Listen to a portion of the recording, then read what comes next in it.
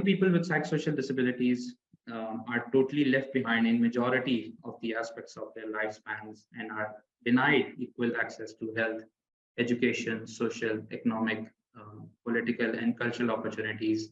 In friends and family circles, our opinions are not at all respected, as well as we are labeled as bad kids.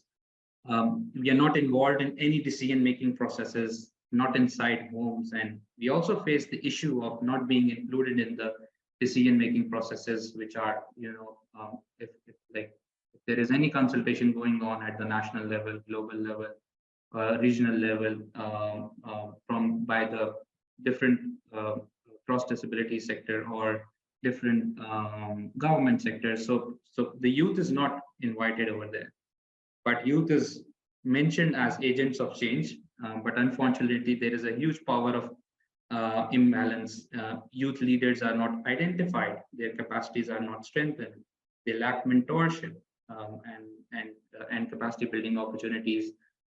They are not encouraged to step forward and take leadership and build their youth movement for raising their voice in the society for their full inclusion. There is a huge issue around our identity, and one of our speakers today will also speak like why it is important to raise awareness on the identity. In society, we are tagged as persons with mental illness, mental patients, persons of having unsound mind, mad people, etc. and etc. This confines us to mental health legal systems and take away our legal capacity to explore opportunities, take risks, make our own decisions, and enjoy all fundamental human rights on an equal basis to others. If we see that when we are interacting with our members globally, we see that institutionalization is increasing massively. There are countries where youth with psychosocial disabilities are commonly found in mental health asylums, rehabilitation centers, psychiatric clinics. They are visiting psychiatric clinics, and then they are also visiting nursing homes. They are admitted to nursing homes, and different variety of care institutions have now started developing in countries. There are so many private institutions where young people with psychosocial disabilities are found, and they are confined to those institutions where their families go and they leave them there. And following that, they face long-term confinement and isolation from the mainstream community. We also have one speaker who was institutionalized 4 times, and you will be listening to her as well. It will be great to put some light here on the DI guidelines. And does youth group know about the DI guidelines, which was launched last year? So it is really important that we highlight the importance and the importance of the implementation of the DI guidelines, because it is one of the pathways to end institutionalization and make awareness, create awareness, do advocacy around the DI guidelines so that institutionalization can end. Our families see us as burden on them, and we are forced to take psychiatric treatments which make us numb and weaker, not only mentally but also physically. Psychiatric diagnosis and treatments makes our lives worse, and we are dropped out of education systems, losing hope in life. So there is a full list of issues which should be addressed for making inclusion possible for young people with psychosocial disabilities. And now we will step ahead to hear from our speakers about the challenges, barriers, the issues we face in the society, specifically on the issue of youth, especially on the issue of institutionalization, and what should be done by the inside the community, by the cross disability organization, by the civil society organization, governments, to address all of those issues. So without taking more time, I will now request Mr. Matrika Devkota, our respected board member of TCI and executive director of Koshish, a TCI member OPD of persons with psychosocial disabilities in Nepal. Matrika, the floor is yours. We request you to give your opening remarks on this initiative for including youth with psychosocial disabilities in the development processes. Over to you, Matrika. Oh, thank you so much, Bhakar. Greetings from Nepal. I'm based in Nepal. So I would really like to have best wishes and congratulations in this webinar that, like globally, the climate change has been big issue and huge crisis. So like the UN and green skill for youth more to environment. Likewise, the stigma and social attitudinal barrier for person with psychosocial disabilities so worse like climate change. So the attitudinal social stigma and prevailing in the communities so bad, and the dominance of medical model and forceful treatment. So, and especially among the youth, that has led to psychosocial distress and preventing from long-term productivities and also the human right violation. So this is starting from the youth. So I would like to urge that for speaking up to this barrier and by claiming the right that we want to live equal basis with other person with psychosocial disability and youth in this universe and with meaningful inclusion and no more tokenism. I would like to have best wishes for this webinar for the youth that for having mental well-being and so the safe space that people while getting distress make it safe spaces to ventilate, and also the support system are there and peer support are there. So we are also looking for the against the medical model, we are looking for the inclusive ways and working against the barrier and for our true inclusion. That I would like to thanks to TCI colleagues and board members and also all the co-organizer and having the very fruitful day and looking forward more inclusive environment, enabling environment and meaningful inclusion and participation of youth or person with psychosocial disability. Thank you. Over to Bhakar. Thank you. Thank you so much, Matrika, for these encouraging remarks and encouragement for having this and keep the ball rolling for taking the voice of people with psychosocial disabilities, young people with psychosocial disabilities at the global level. And yes, definitely it is like very important for us, for our movement, specifically when we are working in the community for making that paradigm shift from the medical model to social model, and then making awareness in the community, the importance of peer support, the importance of enabling different support systems in the community so that young people with psychosocial disabilities can also be part of the mainstream community and society.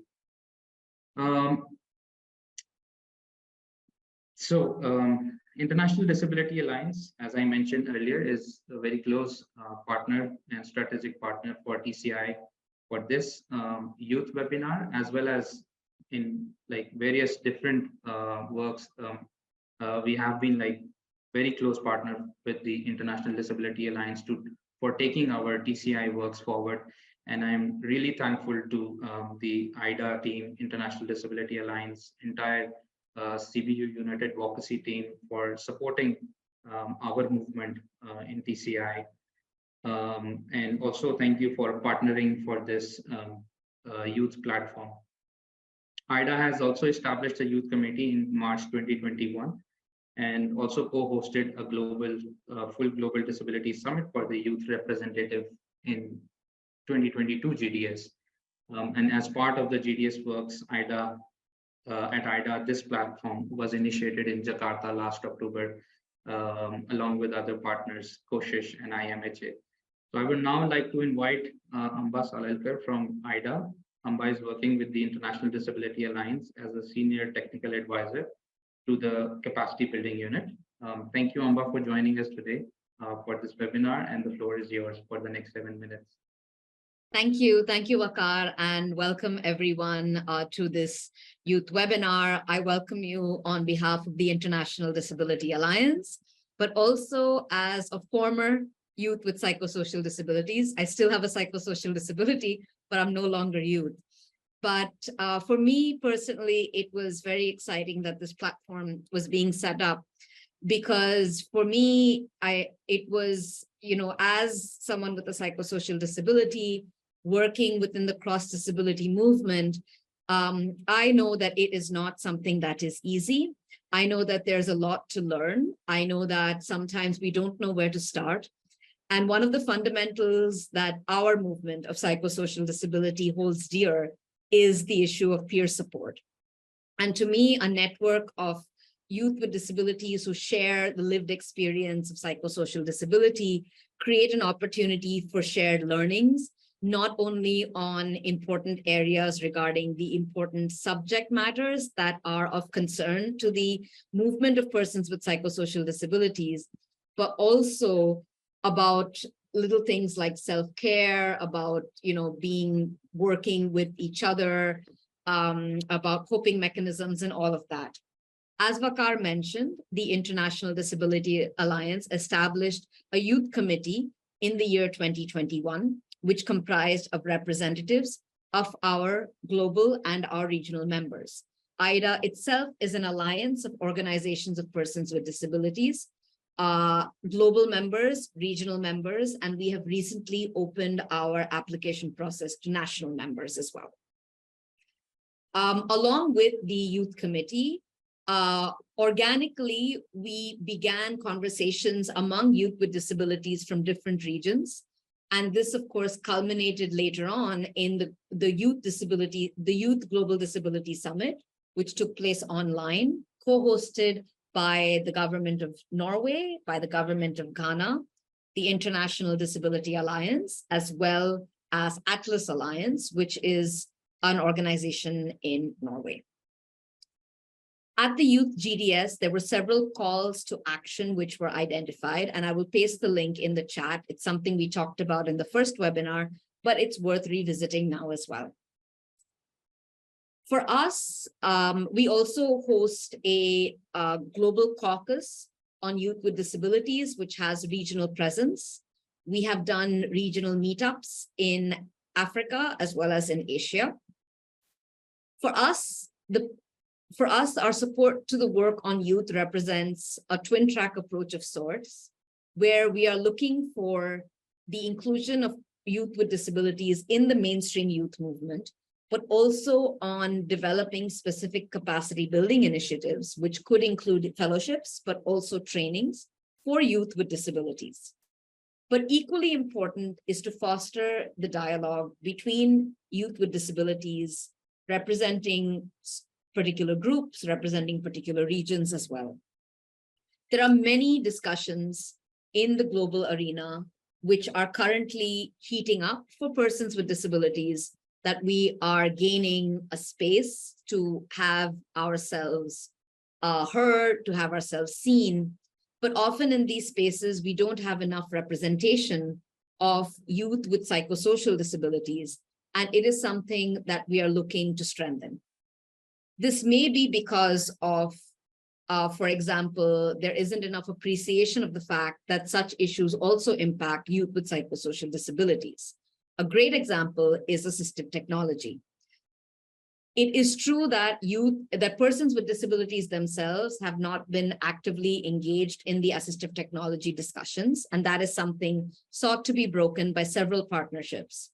But even within the participation of persons with disabilities around assistive technology, We really need the voices of youth with psychosocial disabilities. This is a generation that has been brought up on technology, and they are well aware of how technology can help and also hinder the experience of psychosocial disability.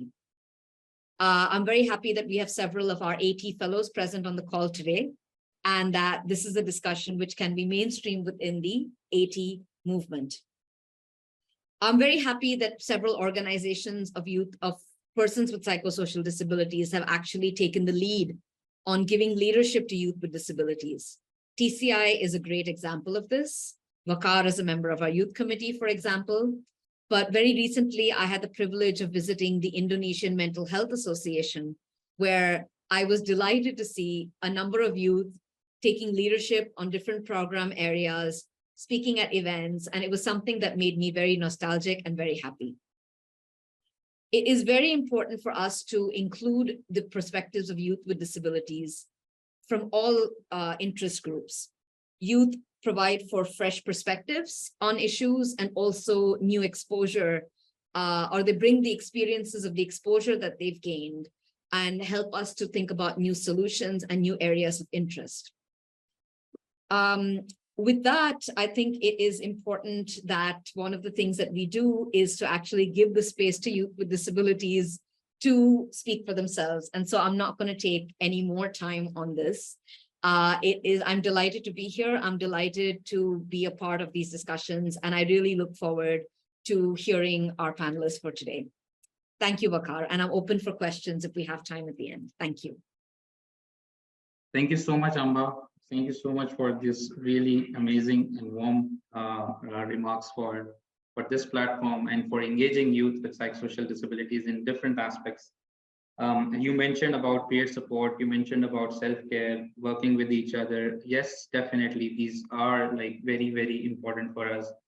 And thank you for also highlighting this, that there is now time to engage. Now is the time to engage the youth with psychosocial disabilities together for the assistive technology works. And you rightly mentioned that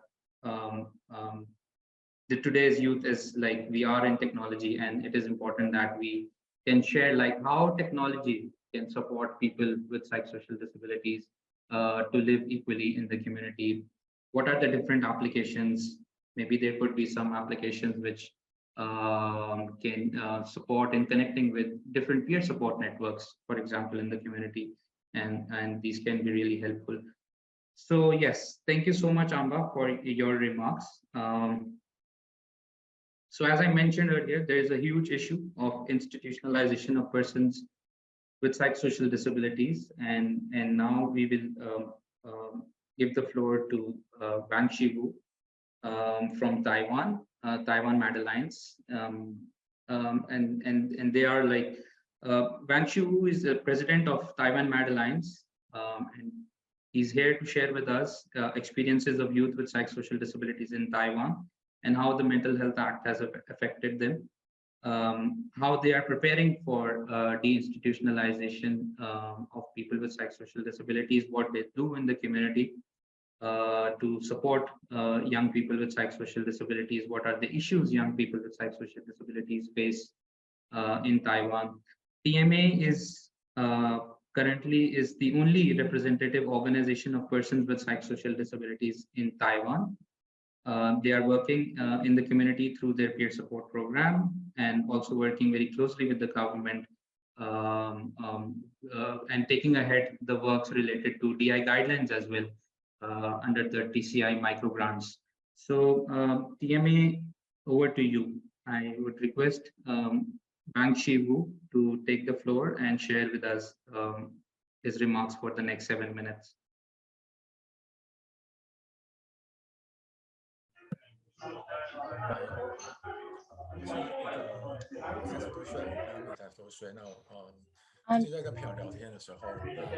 I'm usually, when I speak with my friends, with my colleagues, when I meet somebody and I ask somebody, how old are you? And then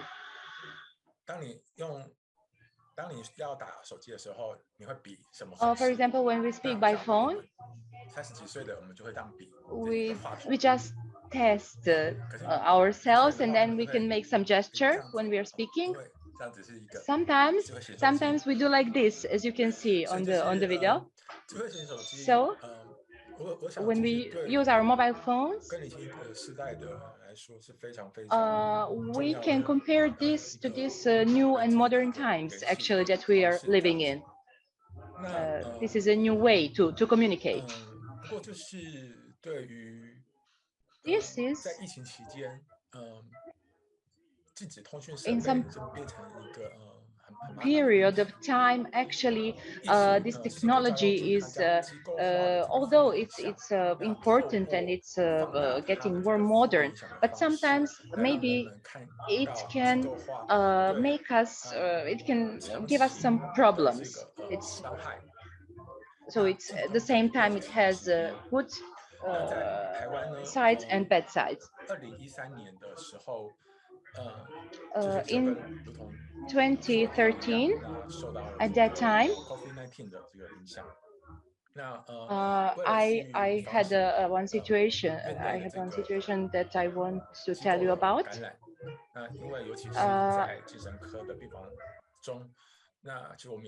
I was in one building, and there was a disease, and then we just in the other room somebody was coughing, and then I was afraid that somebody was afraid that it will just get on him. So in the other room, actually, there was a person with a disability, mental disability. And then actually the person in the other room was something like afraid of this or had some uncomfortable feeling to this person with disability. And actually it is the problem how we can approach to this person with disability. It is something similar with the example with the phone that I said in the beginning. So this is a kind of situation that maybe happens often, and that we should just think about that. Although there are these law regularities that are connected to this problem, let's say like that, but still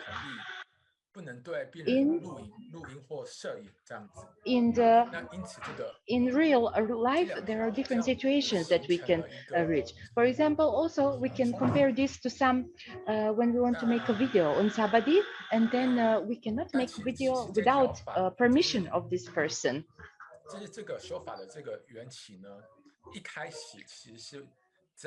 So in the beginning, in 1995, there were also some situations that I want to talk about.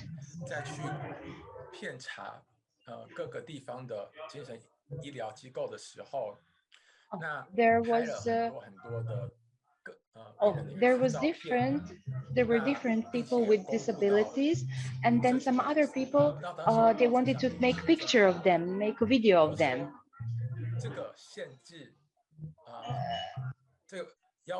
Sometimes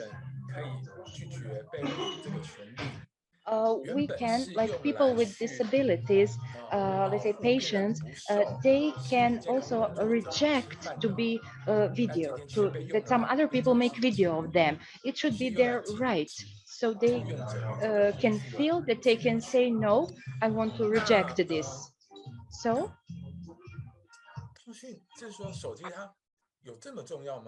if we speak about mobile phone, is it so important?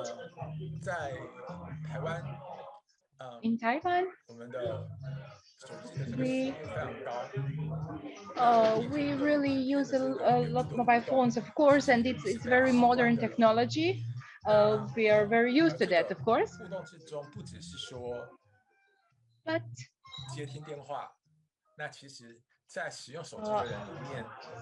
if we 有95%的人呢，他其实是会使用 Line 来这个 some other 即时通讯，那以及actually it's kind of like 这些社群软体。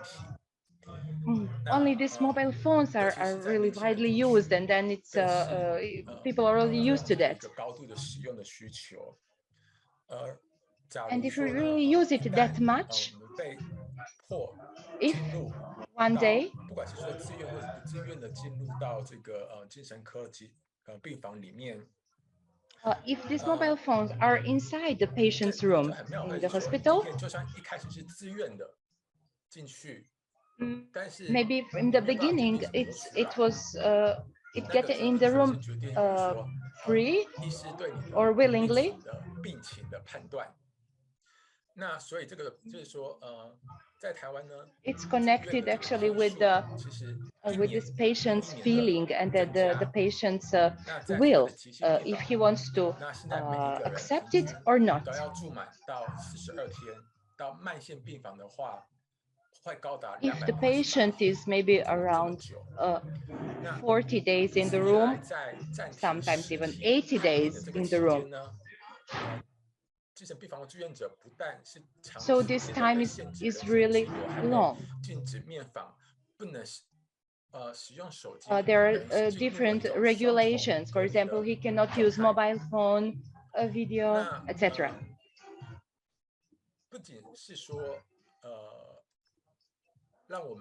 It's not only that we are connected with the society.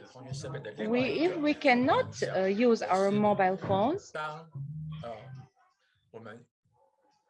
but we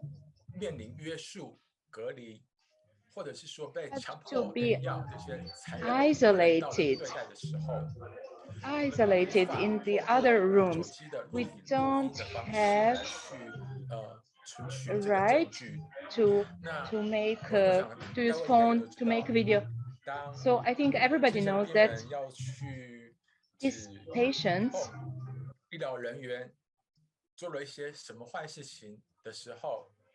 if they did something wrong, maybe they will maybe just say it doesn't happen, it didn't happen.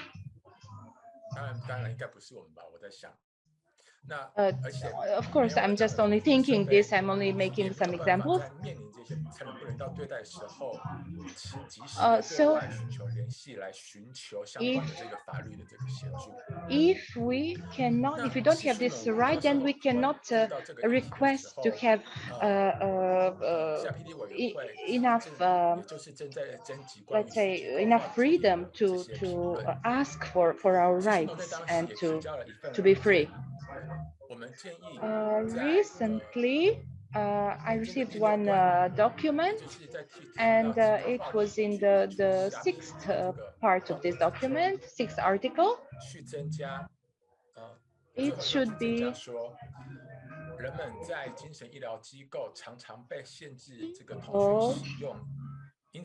in these institutions, they are not, they cannot use mobile phones and other technology equipment. So they cannot, let's say, prove that there are some problems with institutionalization. So in this article is written how can these people, these patients, actually say and show how in this institution is the real situation, what is the real situation in the institutions. In Japan, this is the situation is very serious, and there are these problems that exist. So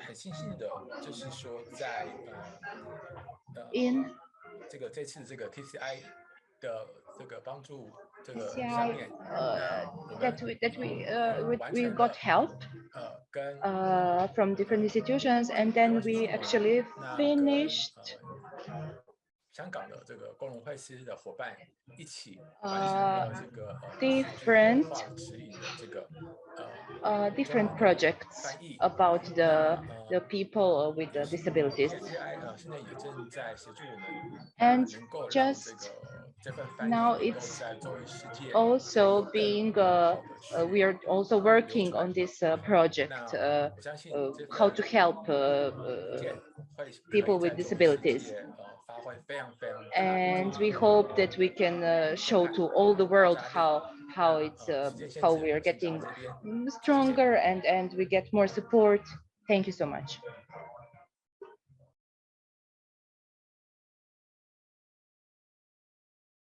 Thank you.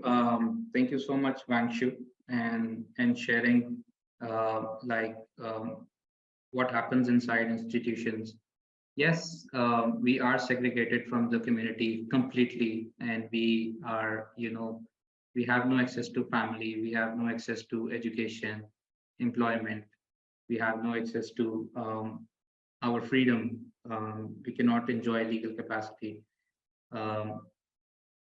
And yeah, the situation inside the institutions, definitely they will never allow the people with psychosocial disabilities who are inside institutions to film what is happening inside institution and what kind of violence and abuse is happening inside those institutions. So it is really important for us to have such discussions and people and our movement, like we share our experiences who have been institutionalized, and we advocate for that, and we keep advocating for that so that we can advocate for ending institutionalization of people with psychosocial disabilities. And we will definitely have more speakers who will be speaking about this in the next some of the speakers have more to share about the situation which is inside the institutions. I believe that IMHA team is doing a lot of work on deinstitutionalization of people with psychosocial disabilities. They will share, and the Japan group, we have one speaker from the Japan group also. And thank you for all of your sharings, Vangshu, and thank you for joining this webinar today. In many countries, as I mentioned, that still there is no movement of people with psychosocial disabilities. And in TCI, our key role has been this, that we engage with, we connect with OPDs, we connect with self-advocates, and we encourage them and we support them to build, to mobilize with them and for building and establishing a movement of people with psychosocial disabilities, having the vision of CRPD and taking the vision of CRPD to that country, and inclusion vision to to different parts of the world. So in this context, our next speaker is from Nigeria, where we have been informed that there is there is no movement of people with psychosocial disabilities, and it is a young woman with psychosocial disability and has been working in Nigeria on creating awareness on accepting the identity of being a person with a psychosocial disability. Because as CRPD, it gives opportunities and it opens doors of opportunities for us if we have the identity of a disabled person, and if we have an identity of a person who is having an unsound mind, or we are then confined to the mental health legislation systems and mental health systems, which through which we are unable to have access to any of the opportunities which are available to other communities. So, Diti, I give the floor to you for next 7 minutes, and we would like to hear from you the situation of movement in Nigeria, and what should we do to make this paradigm shift in Nigeria, and how we can support the movement in Nigeria for making this paradigm shift from the medical model to the social model. Over to you. Yes, thank you very much. Good morning, everyone. From Nigeria, it's 8:14 a.m. So good morning once more. And I'm very pleased and delighted to be here. Thank you, everyone. Thank you, all the partners. Thank you for the participants and the co-panelists. So just taking a cue from the last speaker, I didn't understand so much, but I know he was talking about institutionalization. So I'll just take my conversation right from there. So first thing, here in Nigeria, we have a huge knowledge gap about what psychosocial disability is. In fact, even understanding what mental health disorder is a huge knowledge gap. So for what we do, I'm an advocate. I identify with someone who has struggled with psychosocial disability, and this had encouraged me to start this awareness campaign. Can we even understand these things exist? Can we even understand that it's a responsibility for everyone to talk about this so that no one is actually left behind? Because if someone do not even understand the state of their health, or they don't understand the state of their mind, they're already excluded from opportunities, from resources, from the capacity to even be included. So this is what we do in our organization, and I'll tell you that it has been a very insightful one, although difficult because there is no movement. So we have all these clusters around disability that exist. We have persons physically disabled. We have people that are that have hearing impairment, that have visual impairment, but nobody's talking about those that have psychosocial disability because it is unknown. And this is due to the culture. Our culture is very steep, very stigmatizing, very discriminatory, that even for you to say, I want to identify with this, it comes with a lot of courage, it comes with a lot of mindsets where you have to agree that this is what you're going through. So in Nigeria, it's a difficult situation right now. But I'm glad that gradually it's taking up, we are picking up, we are currently now, for the first time in over 60 years, we have a legislation that tends to mental health. And psychosocial disability was mentioned a little bit, but as a cluster of disabilities. So it's not a standalone disability that we are talking about. So that's one problem we have. It's not a standalone. It has been clustered with all that kind of disability. So one of the things we do is to tell people that, yes, this exists, but there are also other kind of disability that nobody's turning to. And in Nigeria, once people do not understand or give a name, they don't know what a situation is, they tag it as spiritual. So most of the psychosocial disabilities are tagged spiritual. Oh, you need to go to a religious institution. You find some religious institution where they tie up people. So institutionalization is not even just in the psychiatric homes. It's not just in the rehabilitation centers, even in the religious homes, even in the traditional medications. So people are just held against their will because people do not have a name to what is wrong with them. And once you don't know the problem, you're going to abuse or you're going to do whatever you understand. So that's a huge problem. But I believe that there is hope. I believe that there's a way forward. And that is why all of these conversations are important.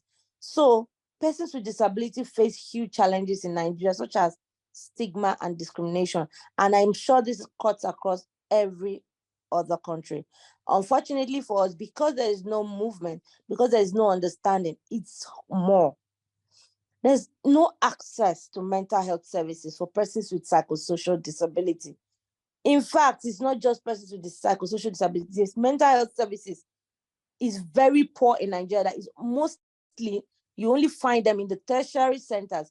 They're not across the primary health centers. So it doesn't even go to the community. So people in the community don't even have such access. So that's another huge gap. There is no voice. There is no voice. We do not have a voice. It's just a few OPDs here and there that clump these mental health services together. So there's very, very low movement around it. Another limitation is that persons with psychosocial disability, they're excluded from education. They're excluded from employment as it cuts across other countries. So Nigeria is not alone, but we can do more. Social exclusion, social isolation everybody know about that. So for us, I think what TCI does is very important, because that way, even for us that are in the mental health space, we even lack the capacity to say, okay, I can work beyond a certain scope, because you're not included financially. Nobody is going to say, oh, I want to fund your movement, because they don't understand what you do. So we are also limited to the reach that we can get. Like in our universities, we have a lot of students that go do drugs, that do a lot of things. They cope negatively because nobody is tending to them positively.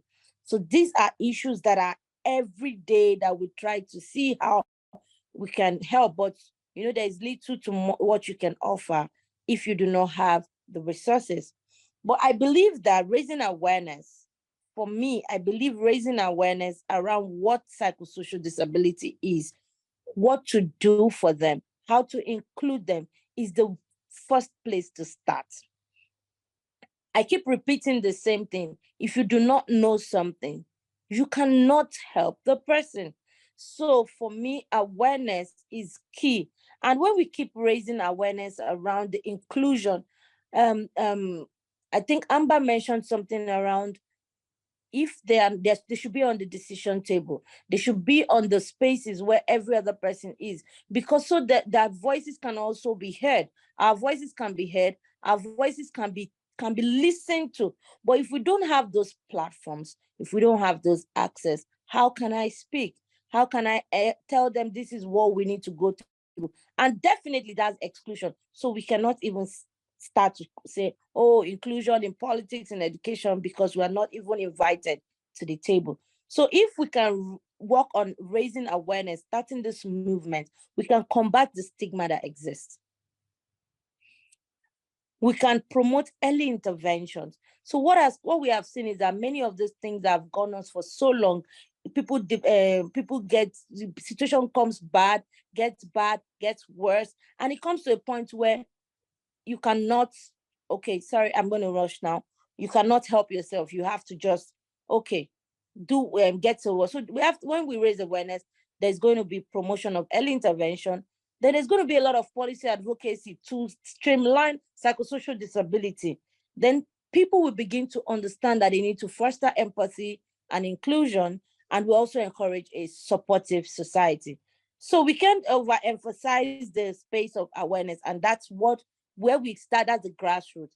And for us here in my organization in Nigeria, we're pushing, because when there's awareness, there's inclusion, people can speak, people have the encouragement to come and tell about what they're going through and their struggles. And then there's going to be a check, because there's policy, people are talking, then people begin to look at it, and we start to fight all of the human rights problems that exist around persons with this psychosocial disability. So that's just what I think we need to do. For me, awareness can never be enough. Thank you very much.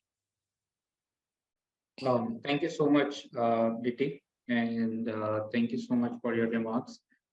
I think one of the points which you mentioned, that for having a movement in Nigeria, for example, like as other disabilities, other constituencies have their movement.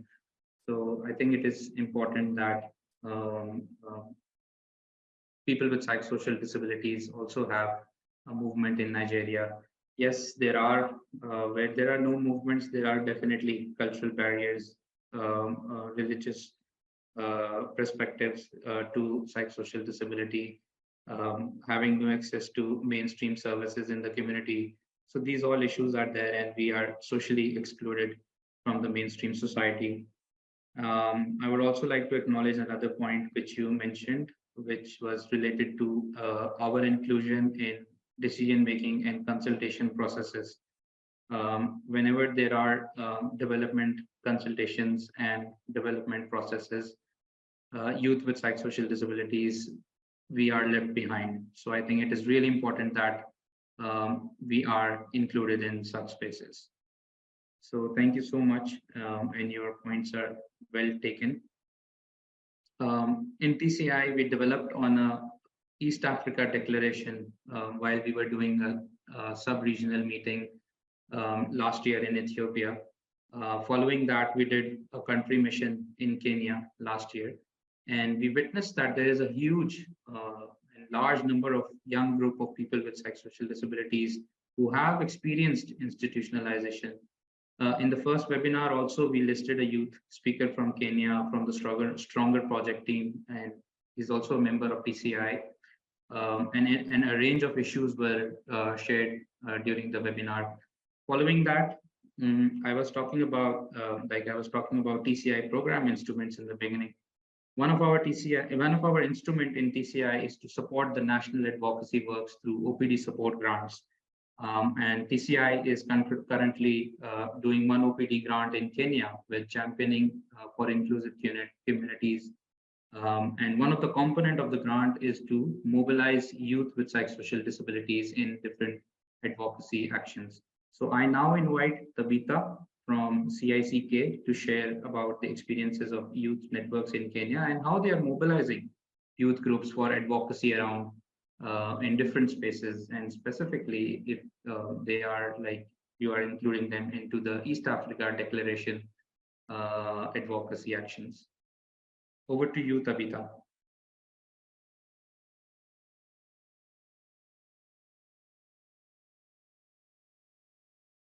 Tabitha, we cannot hear you.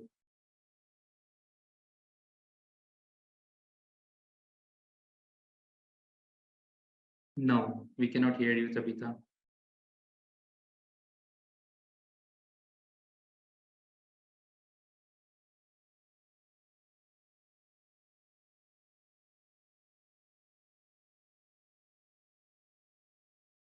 So with this, like I would suggest, like we can move to the next speaker, and after the next speaker, I can then again invite Tabitha to speak. Okay. So I would now request one of the founding members of TCI from Psychiatric Survivors Association, Ms. Sarah Osborne, to take the floor. Sarah identifies as a woman with psychosocial disability and is a young leader from Fiji and the Pacific Islands. She has been associated with Psychiatric Survivors Association, one of the oldest survivor movement from Pacific since 2013. Sarah is currently also a TCI fellow for this year, and we request you, Sarah, to share with us about the situation of youth with psychosocial disabilities in the Pacific and how best we can engage them. And you have like mentioned about the subgroups of developing subgroups of people with psychosocial disabilities, young people with psychosocial disabilities in Fiji. So like I leave the floor to you for the next 7 minutes, and how like you are engaging that subgroup for your advocacy works in Fiji. Over to you, Sarah. Thank you, Wakar. Good evening to everyone. Bulavinaka. Yes, once again, my name is Sarah Osborne. So with the Pacific Islands and Fiji, there is a need to embrace that the rights-based model holds immense significance, particularly in the context of engaging youth with psychosocial disabilities. These young individuals face unique challenges, including the weighty obstacle of decision-making processes that often exclude their voices due to prevailing stigmas, geographical isolations, cultural barriers, and the influence of the medical model in Fiji and the Pacific. These challenges necessitate a comprehensive approach that encompasses both raising awareness and fostering empowerment.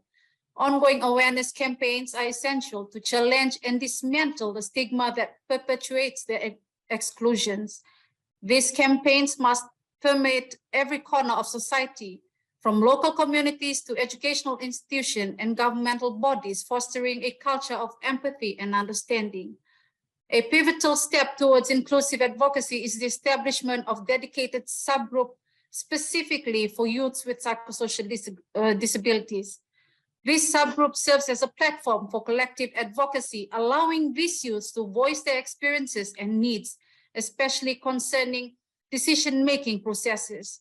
Through collaborative efforts, they can influence policy decisions and initiatives that directly impact their lives thus bridging the gap between their aspirations and the actions taken by government.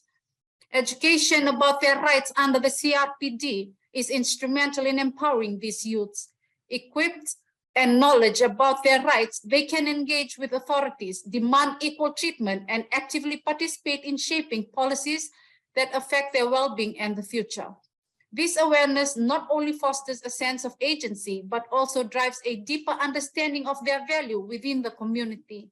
Furthermore, recognizing the legal capacity of this youth is pivotal. Acknowledging their ability to make informed decisions acknowledges their agency and eliminates the misconception that they are incapable of actively participating in their own lives. This recognition is a fundamental step towards ensuring their autonomy and fostering their inclusion in decision-making processes that directly affect them. And by adopting the CRPD and committing to these principles, governments can navigate the challenges posed by cultural norms, geographical isolation, and the medical model. The CRPD serves as a roadmap to reshape perceptions surrounding psychosocial disabilities, steering away from the outdated medical model that Fiji and the Pacific are very dependent on. Instead, it promotes a progressive perspective that recognizes the capabilities and aspirations and inherent worth of every individual. The CRPD also prompts the development of tailored policies and practices to address the unique needs of youth with psychosocial disabilities. This encompasses creating accessible environments, strengthening support systems, and providing inclusive educational and employment opportunities. Essentially, the CRPD guides governments in paving the way towards equitable representation and empowerment for all citizens, including those with psychosocial disability. In this transformative journey, commitment to the CRPD becomes a catalyst for breaking down attitudinal barriers and providing structural support. By advancing a rights-based model and inclusive advocacy, governments orchestrate societal change where empathy outweighs prejudice, and the aspirations of youth with psychosocial disability are seamlessly woven in the fabric of national progress. Ladies and gentlemen, esteemed participants, as we draw the curtain on this pivotal moment, we find ourselves at the crossroad of transformation. The echoes of change reverberate in the air, carried by the voices of those who have been long sidelined, the ones whose aspirations have been held hostage by stigma and misconception. Today, we have dared to envision a world where every youth with a psychosocial disability emerges from the shadows into a realm of possibilities. In this moment, we declare that the Pacific Islands, with their unique tapestry of cultures and aspirations, are poised for an extraordinary shift. By embracing the tenets of the CRPD and ushering in a rights-based era, we forge a new path. We dismantle the barriers that hinder decision-making, replacing them with a chorus of empowered voices that resound with agency and purpose. The essence of pursuit lies in the acknowledgement that advocacy is not just a word, but a symphony of action. Through advocacy, we not only challenge the status quo, but pave a road toward a more inclusive, equitable tomorrow. It is a call to action that beckons us to hold hands and those we once overlooked, to create a legacy of compassion that extends beyond boundaries. Our journey doesn't end here. It begins anew with the promise of robust community support as our guiding star. As governments invest in accessible infrastructure, mental health services, education, and employment opportunities, they breathe life into the concept of independent living.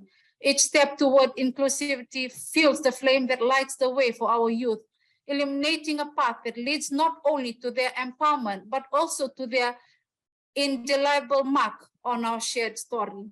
In conclusion, let us be the architects of legacy that transcends time, a legacy that honors the rights, dreams, and potential of every youth, irrespective of their psychosocial challenges.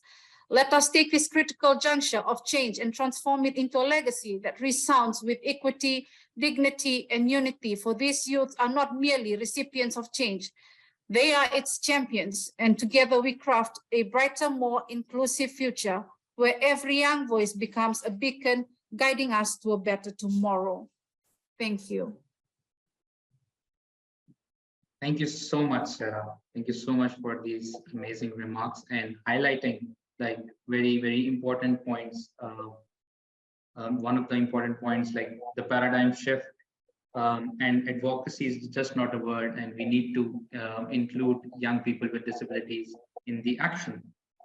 It's yes, definitely it's a new journey, and it's a journey which has just started, and definitely we will take this journey very long, along with our all cross disability and other partners, for making for raising the awareness, as well as taking the voice of people with psychosocial disabilities, and specifically young people with psychosocial disabilities in different decision-making processes.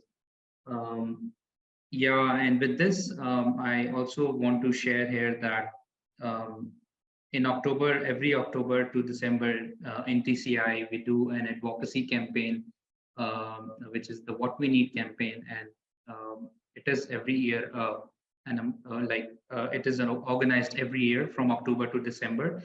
So I think it is really important for the youth networks and youth groups with psychosocial disabilities to participate in that campaign and make and we can facilitate you from TCI Secretariat to take that voice, take your voice to the regional and national advocacy for national advocacy and regional advocacy, and take it to the global level for our inclusion. Sarah, thank you so much also for talking about the value and recognition. I think that is one of the very important points also. Like, it is very important to give value and recognition to the youth psychosocial disabilities, and the work which you are doing by having subgroups in place, and then engaging them in your advocacy initiatives. So thank you so much. With this, I would now check with Tabitha again. Tabitha, do you have your microphone working now? Can you try? Unmute? No, you're on mute.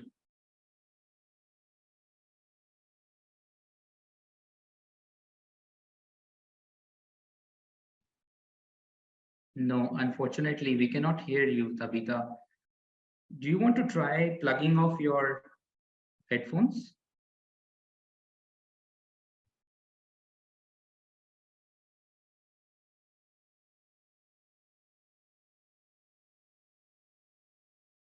No, still we cannot hear you.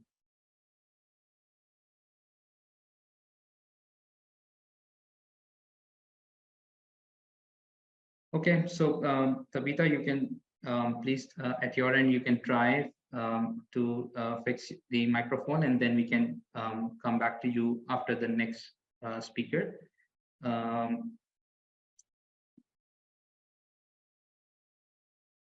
So as we have been listening, like many of the speakers have raised this, that what happens inside institutions.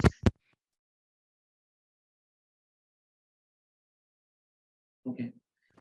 Young women and girls with psychosocial disabilities face a number of challenges and are doubly discriminated in our societies. Young girls with psychosocial disabilities are confined inside homes, inside the institutions, and not encouraged by the families and by the society to excel in their lives on an equal basis to others. To speak about the issues of young girls with psychosocial disabilities, it has been a really big challenge in the community, and even for advocating, like the self-advocates, they are discriminated in the society to raise the voice, like do the advocacy work. Our member from IMHA, our member IMHA from Indonesia has been working massively to end violence against, to end violence which is happening inside the institutions, and has been working very closely with the government to deinstitutionalize and end the violence which is going on inside the institutions. I now invite Nina from IMHA team to share about their work in Indonesia and how they support youth with the youth movement of people with psychosocial disabilities. Nina, over to you for the next 7 minutes. Okay, thank you, Wakar, for the opportunities. Good morning, good afternoon, and good evening to all of you. It's an honor to be appointed and participate as one of the speakers in this forum. So in Indonesia, we still doesn't have a precise data and scales regarding the number of young people with psychosocial disabilities. It's because collecting data regarding psychosocial disability, especially for women and youth, is challenging because there is still a lack of awareness to check conditions.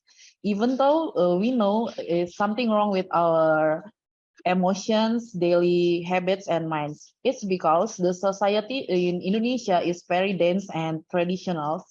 We still believe that and think that psychosocial disabilities are as a punishment from God due to a lack of faith and or a sentence from previous sins, not because of trauma, health reasons, or other factor which is common happen in human due to impact of the environment and circumstance. But on October 20, 2022, the Indonesian Adolescents Mental Health Survey, or INAMS, and Gajah Mada University launched a report that not approximately 2.45 million Indonesian youth suffer from psychosocial disability. In here in Indonesia, psychosocial disability are considered as a disgrace for family or society. That's why people in Indonesia, especially parents and family, will choose to hide, confine, or cycle rather than provide the mental treatment, the person with psychosocial need. They will choose conventional therapy such as traditional medicines or methods rather than medical treatments. Some family in Indonesia even choose to bring people with psychosocial go to meet religious leader or shamans to get exercise rather than go to psychiatric or psychological. All of that in here, I think all of that is because the limited information and knowledge regarding mental health and psychosocial disabilities. It's also because of the difficulty in accessing mental health facilities because some regions in Indonesia are still untouched by development or are in the outermost areas or far from the center of government. It's also worsened by the high cost of medicines and therapy. Apart from what I have described above, the biggest reason why many Indonesian youth hide their mental condition, because in here, if we identify as a person with psychosocial, we will lose access to work because many companies in Indonesia and almost all government institutions require mental and physical condition documents issued by the hospital when we want to apply a job and or occupying a specific position in one of the institution. These documents often becomes a medium of judging someone's capability, not to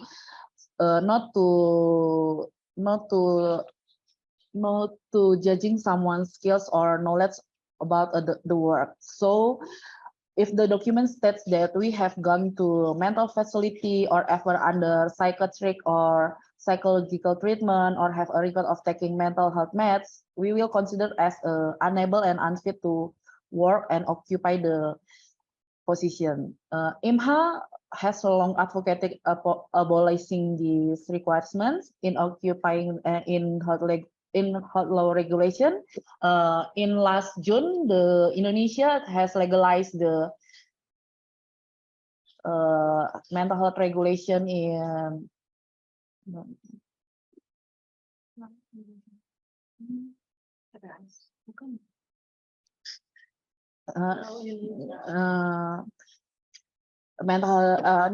sorry, it's about the omnibus law about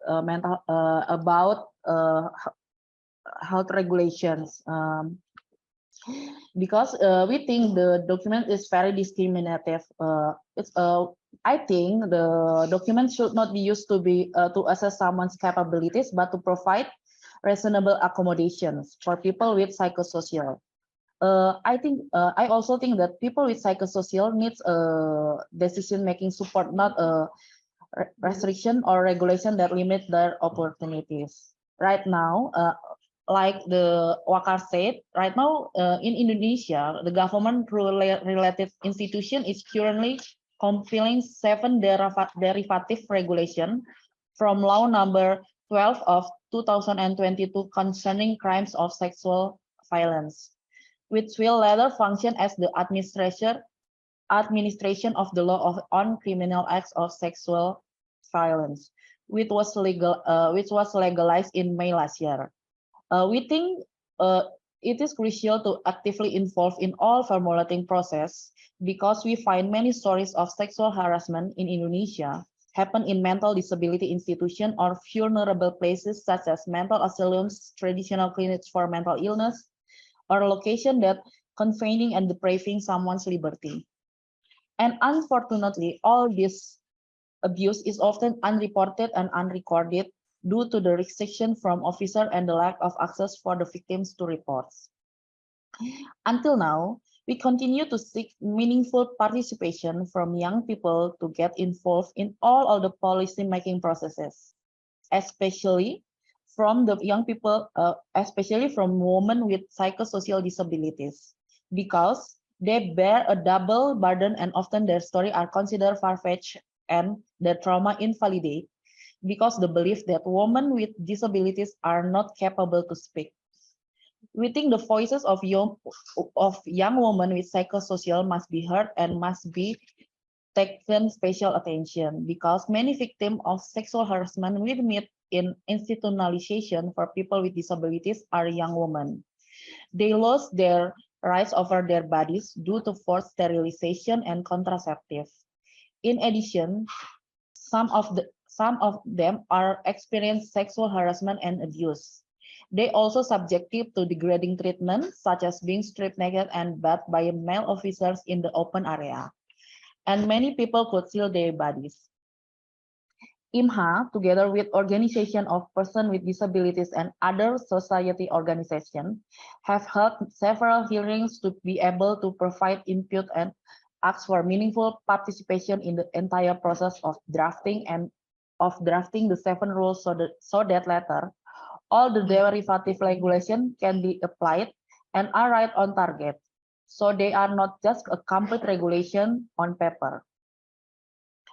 Even though we have limited access to give input, together with disability organizations that are members of the National Coalition of Organizations for Persons with Disability, we have finished collecting and drafting 2 bundles of documents regarding all of our opinions and input for all derivative regulation, which we previously conveyed directly in limited hearing with the representative from Ministry of Law and Human Rights and the Ministry of Women Empowerment and Child Protection. We have also sent these bundles documents to the relevant ministry, and we have great hopes they can be reflective in all 7. So all the regulated, yeah. I just want to say that you're very ahead of time. Oh yeah, sorry, it's a little. Yeah, okay. Please wrap up. Okay, we just hope I just want to say that we hope that all the input and the opinions that we put in the bundles can be reflected, so the right and the protection for the people with disability, especially the psychosocial, will be accommodated. That's all. Thank you, Wakar. Sorry for the going over the time. No problem. Thank you so much, Nina. Thank you so much for this presentation. So I'll not take like more time, and I'll just step to the next speaker and invite the next speaker.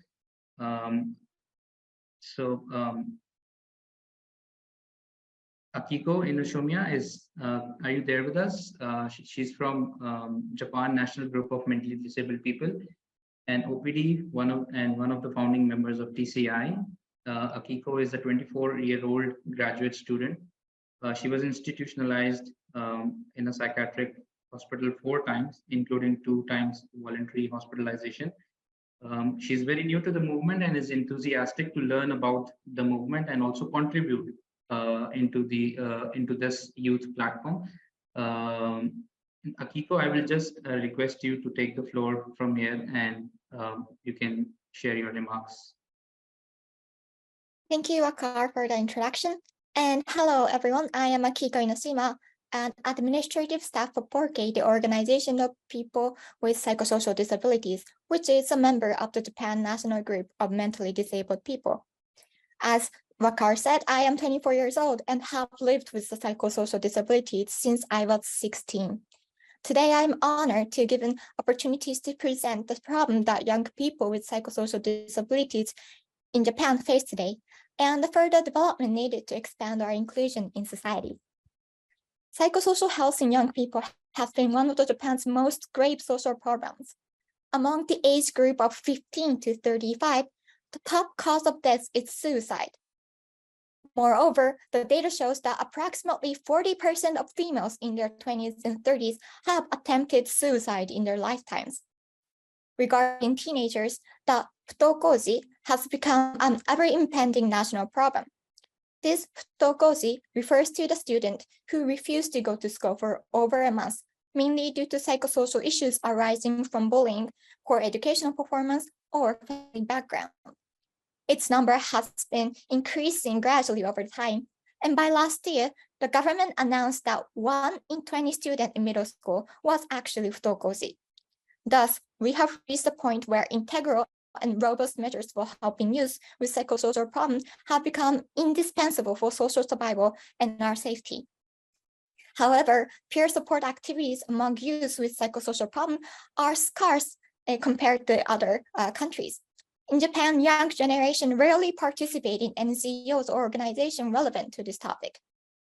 In addition, few recovery colleges or organizations even target those age groups. Within exceptional organizations which do include young people, mainly adults are organized as supervisors, leaving young people only passive roles in activities. I believe this inactive attitude toward peer activities results partly from social stigma. The stigma against psychosocial problems is especially severe among youth, with the expansion of SNS. On the internet, people like us are often ridiculed with derogatory slang. For example, we are commonly called landmines or jirai because there's a strong narrative that claims if you encounter people like us without prior warning, you will be involved in troublesome issues later on, as if you step on the landmines. On the contrary, psychosocial health literacy education, which is proven to alleviate the social stigma in many countries, is hardly incorporated in Japanese education. It was only last year that psychosocial health education became an obligatory subject in schools. The severe examination ordeal is another primary reason for the weakness of the peer activities. In 2020, more than 95% of the population went to high school, of which over half went to college or university. This means if we are one step off from the ideal educational path, it would feel like a complete failure in our society. Therefore, for young Japanese people, the first question that comes to our mind when encountering the first psychosis is, how can I continue education and prepare for the entrance exam and disappoint my family? Not necessarily, how can I deal with the disabilities or connect with peers? This enormous social pressure to enroll in good school hinders us from taking enough time to heal or reach out to peers. To encourage peer support among Japanese youth, enhancing community-based support is also essential. In 2018, the average period of psychiatric hospital stay in Japan was a staggering length of 274 days. No need to mention that this was the longest among the OECD countries, but also was 10 times longer than its average. If the young people have been hospitalized for that lengthy period, they would highly likely be forced to quit school, give up on careers, or lose connection with the community, which is precisely what happened to me at the age of 16. Therefore, to protect our future and self-esteem, the shift to community-based care and the shortening of the hospital stay should be strongly encouraged. This point was also highly urged by the Committee of CRPD in 2022 toward the government. Along with this policy-wise transition, the citizen sector should also promote proactivity among youth, both nationally and globally. The first, the discriminatory statement towards psychosocial disabilities should be replaced with the one concerning human rights. This would make us feel safe to disclose our disabilities and ask for reasonable accommodation at schools or workplaces. Secondly, interaction with peers would prevent us from falling into deep self-hatred for not being able to stay on the standard desired educational path we are so socially pressured to follow. Such continuous citizenship work will someday make Japanese society realize that there is no ideal single career path that all young people should follow, and accept the individual's uniqueness and ways to contribute to the community. To conclude, we strongly assert the young people with psychosocial disabilities are still not fully included in the Japanese community, primarily due to the online social stigma, intense institutionalization, weak peer support, and tight educational student requirements. We desperately ask for global help and cooperation like the webinar to lift those barriers to form a society that includes and respects our members. Thank you. Thank you so much, Akiko, for this amazing remarks and sharing with us like how that long-term confinement into the institutions, how that takes away our education, and that how it takes away how it affects our career, and we have to drop out from the school from the education system, and we therefore we don't have access to then the employment opportunities. And thank you also for highlighting about the peer support and community-based support networks, like how they are very, very useful they are like so important for us, and how we can be how they're very useful for us to be connected with the mainstream community and be part of and be actively involved in all mainstream and have access to all mainstream services which are available in the community. So we are running out of time. I'll just request Tabitha to come in and to share her remarks. Tabitha, are you there with us?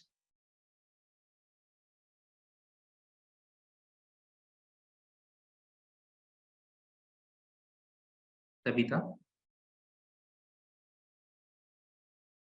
Tabitha is not here. Okay. Thank you.